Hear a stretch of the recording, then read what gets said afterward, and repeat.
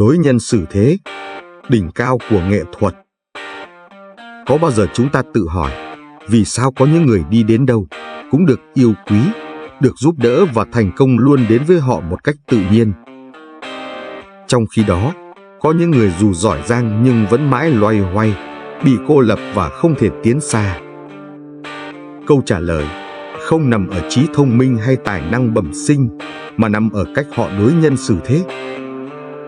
Nghệ thuật này không chỉ quyết định chất lượng các mối quan hệ, mà còn là chìa khóa mở ra những cơ hội lớn trong cuộc đời. Tôi từng chứng kiến một câu chuyện đáng suy ngẫm. Một doanh nhân trẻ, tài năng xuất chúng, nhưng vì quá thẳng thắn và lạnh lùng, anh dần đánh mất những người đồng hành quan trọng nhất. Khi cần sự giúp đỡ, anh nhận ra mình chẳng còn ai bên cạnh. Trong khi đó, một người khác, không quá xuất sắc nhưng luôn biết cách quan tâm, kết nối và cư xử khéo léo, lại vươn lên mạnh mẽ.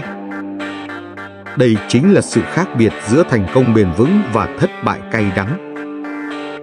Hãy cùng khám phá những nguyên tắc quan trọng nhất trong nghệ thuật đối nhân xử thế, thứ có thể thay đổi hoàn toàn cuộc đời bạn. 1. EQ quan trọng hơn IQ.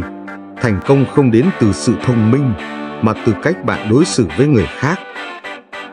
Một nghiên cứu của Carnegie Institute of Technology chỉ ra rằng 85% thành công đến từ trí tuệ cảm xúc EQ, chỉ 15% đến từ IQ.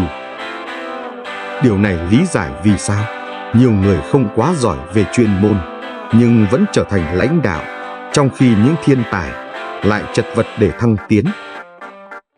Daniel P. Amos, CEO của tập đoàn bảo hiểm Aflac, hiểu rõ điều này. Ông không phải người thông minh nhất trong ngành, nhưng bằng cách xây dựng văn hóa lắng nghe và tôn trọng nhân viên, ông đã biến Aflac thành công ty bảo hiểm hàng đầu Nhật Bản. Bài học ở đây rất rõ ràng.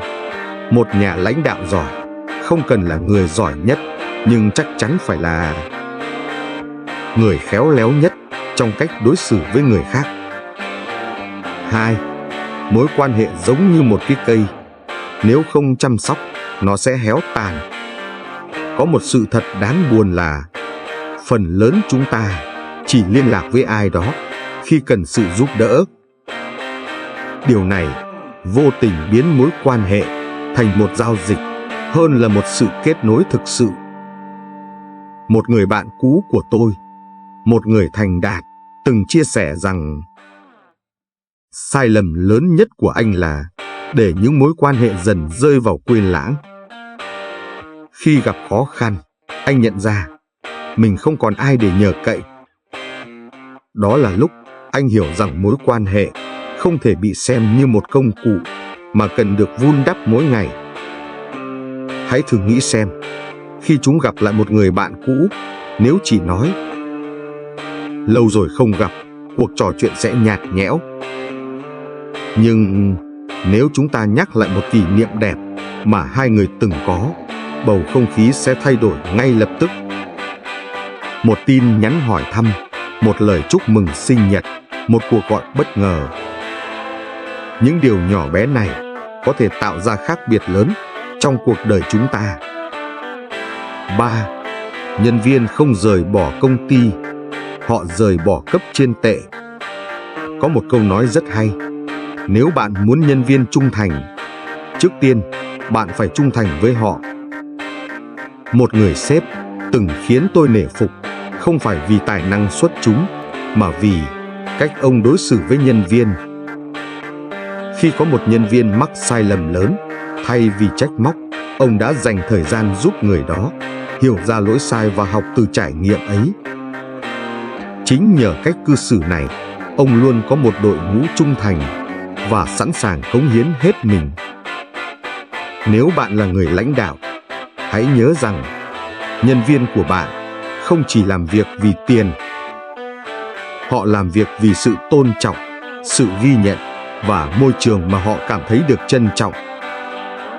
4. Nghệ thuật giao tiếp, cách chinh phục lòng người. Một trong những kỹ năng bị đánh giá thấp nhất nhưng lại quan trọng nhất chính là lắng nghe. Hầu hết chúng ta nghe để trả lời, chứ không phải để thấu hiểu. Nhưng những người biết lắng nghe thực sự luôn được trân trọng. Tôi từng thử một thí nghiệm nhỏ. Trong một cuộc trò chuyện, thay vì vội vã đưa ra ý kiến, tôi tóm tắt lại điều đối phương nói trước khi phản hồi. Kết quả thật bất ngờ, người kia cảm thấy được thấu hiểu và cuộc trò chuyện trở nên sâu sắc hơn rất nhiều. Giao tiếp không chỉ là nói, mà còn là cách chúng ta tạo ra sự kết nối. Một lời khen chân thành có thể mở ra một cánh cửa, nhưng một câu nói vô tình cũng có thể khiến một người rời xa mãi mãi. Trước khi nói điều gì đó, hãy tự hỏi, liệu lời này có làm tổn thương người khác không? 5. Kiểm soát cảm xúc, chìa khóa giữ gìn các mối quan hệ bền vững. Kiểm soát cảm xúc không có nghĩa là kìm nén mọi thứ, mà là biết cách phản ứng thông minh. Khi tức giận, hãy dừng lại, hít thở sâu và cho mình thời gian để suy nghĩ. Đôi khi, sự im lặng có sức mạnh hơn hàng ngàn lời nói. 6. Giữ chữ tín, điều nhỏ nhưng không nhỏ. Có câu nói thế này: xây dựng lòng tin mất cả chục năm, nhưng làm mất nó thì chỉ cần vài giây. Trong chúng ta, ai cũng đã từng có một người bạn hứa giúp đỡ vào phút quan trọng, nhưng đến lúc cần thì lại bặt vô âm tín. Kết quả thì sao? Chúng ta không còn tin tưởng người bạn ấy như trước nữa. Nếu không thể giữ lời, cứ nói thẳng và tìm cách khác bù lại. Đừng để sự tin tưởng mất đi chỉ vì một phút lơ là, vì một khi mất rồi, lấy lại khó lắm. Kết luận, đối nhân xử thế, tấm vé đưa chúng ta đến thành công. Cuộc sống là một chuỗi các mối quan hệ. Thành công không chỉ đến từ năng lực, mà còn từ cách bạn đối xử với những người xung quanh. Lắng nghe nhiều hơn, nói ít lại. Giữ chữ tín trong mọi hoàn cảnh. Biết kiểm soát cảm xúc và lan tỏa sự tích cực. Nếu bạn muốn đi xa, hãy học cách đối nhân xử thế. Đó chính là con đường nhanh nhất để chạm đến thành công. Cảm ơn các bạn đã lắng nghe. Hãy like, subscribe kênh để mình có động lực hơn mỗi ngày nhé. Hãy để lại comment về suy nghĩ của bạn nhé.